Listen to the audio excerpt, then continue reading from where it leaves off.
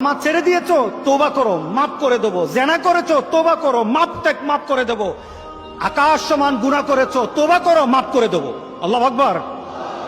শুধু তাই নয়, আল্লাহ বলেন, বান্দা যখনই তওবা করবি তোরে আমি পছন্দ করি।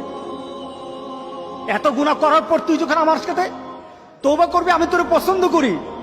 শুধু তাই নয়, আল্লাহ সুবহানাহু ওয়া তাআলা বলেন, যারা মুতাতাহহিরিন, যারা পবিত্রতা অর্জন করে, আল্লাহ তাদেরকে পছন্দ করে।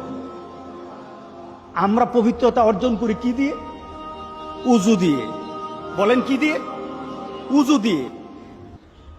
আমরা পবিত্রতা অর্জন করি তওবার মাধ্যমে। প্রথম, এটা হলো আত্মার পরিশুদ্ধতা।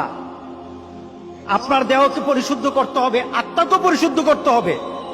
আপনার আত্মাকে পবিত্র বানাবেন। আত্মাকে পবিত্র বানাতে হলে তওবা লাগবে। এটা পানি দিয়ে হবে না, মাটি দিয়ে হবে না। আপনার আত্মাকে যদি পবিত্র করতে চান তাহলে তওবা লাগবে। কি লাগবে? তওবা।